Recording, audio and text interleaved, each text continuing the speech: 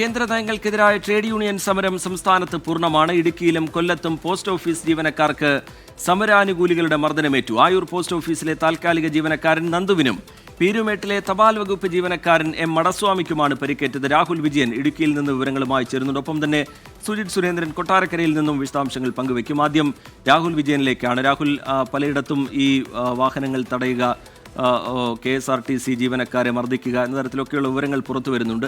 ഇവിടെ ഈ പീരുമേട്ടിലെ തപാൽ വകുപ്പ് ജീവനക്കാരന് മർദ്ദനമേറ്റ സാഹചര്യം, അതിൻ്റെ വിശദാംശങ്ങൾ, ഒപ്പം തന്നെ ഇടുക്കിയിൽ പൊതുപണിമുടക്ക് ഏത് തരത്തിലാണ് പ്രകടമാവുന്നത്, അതിൻ്റെ വിശദാംശങ്ങൾ കൂടി രാഹുൽ.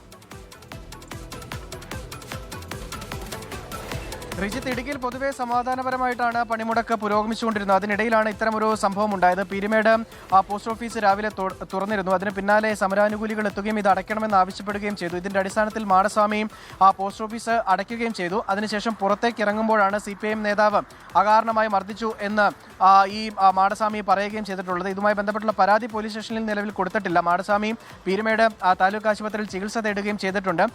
എന്തുകൊണ്ടാണ് ഇത്തരത്തിലൊരു മർദ്ദനം നടത്തിയതെന്നുള്ള കാര്യത്തിൽ സംശയമുണ്ട് എന്ന് മാടസ്വാമി പറയുകയും ചെയ്തിട്ടുണ്ട്. കാരണം പോസ്റ്റ് ഓഫീസ് അടച്ചതിന് ശേഷം പുറത്തേക്ക് ഇറങ്ങി വരികയായിരുന്നു. സമരവുമായി സമരാനുകൂലികൾ പറഞ്ഞ കാര്യങ്ങൾ അംഗീകരിക്കുകയും അതിന്റെ അടിസ്ഥാനത്തിൽ പോസ്റ്റ് ഓഫീസ് അടയ്ക്കുകയും ചെയ്തതാണ്. പിന്നീടുണ്ടായ പ്രകോപന കാരണം എന്താണെന്ന് അറിയില്ല എന്നുള്ളതാണ് പ്രധാനമായും പറഞ്ഞിരിക്കുന്നത്. നിലവിൽ ഈ സംഭവവുമായി ബന്ധപ്പെട്ട് പരാതി കൊടുത്തിട്ടില്ല. പരാതി കൊടുക്കാൻ ഒരുങ്ങുകയാണ് എന്നുള്ളതാണ് മാടസ്വാമി പറഞ്ഞിരിക്കുന്നത്. CPIM നേതാവാണ് മർദ്ദിച്ചത് എന്നുള്ളതാണ് ഇതിൽ ഏറ്റവും പ്രധാനപ്പെട്ട കാര്യം.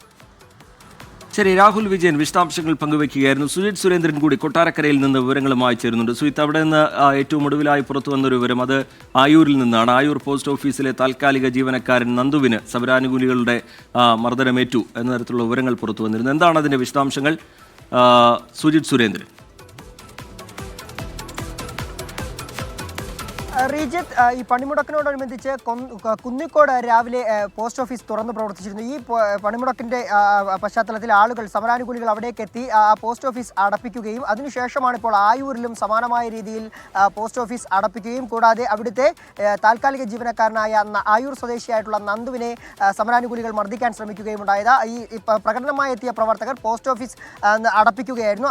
ഈ സമരാനുകൂലികൾ പറഞ്ഞതനുസരിച്ച് ഉടൻ തന്നെ പോസ്റ്റ് ഓഫീസ് അടച്ച നന്ദു പുറത്തേക്ക് ഇറങ്ങി മറ്റൊരു സുഹൃത്തിനൊപ്പം വാഹനത്തിൽ മടങ്ങാൻ തുടങ്ങുമ്പോഴായിരുന്നു സമരാനുകൂലികൾക്കൊപ്പം എത്തിയ ഒരാൾ പുറകിൽ നിന്നും ഇയാളെ മർദ്ദിച്ചത്. ഉടൻ തന്നെ ഈ വാഹനത്തിൽ നിന്ന് ഇറങ്ങി ഇത് ചോദ്യം ചെയ്യുകയും പരസ്പരം വാക്കേറ്റവും ഉന്തും തള്ളും ഉണ്ടാവുകയുമായിരുന്നു. പോലീസിന്റെ സാന്നിധ്യത്തിലായിരുന്നു ഇത്തരത്തിലൊരു അനിഷ്ട സംഭവം ഇവിടെ അരങ്ങേറിയതും. ഇതുമായി ബന്ധപ്പെട്ട് പോലീസിൽ ഈ നന്ദു പരാതി നൽകുമെന്നാണ് നമുക്ക് ലഭിക്കുന്ന വിവരം. അങ്ങനെയാണെങ്കിൽ ഈ കൃത്യനിർവഹണം തടസ്സപ്പെടുത്തിയതിലടക്കമുള്ള കേസുകൾ ഉൾപ്പെടെ സമരാനുകൂലികൾക്കെതിരെ ഉണ്ടായേക്കുമെന്നാണ് മനസ്സിലാക്കാൻ സാധിക്കുന്നത്. റീജിത്ത്.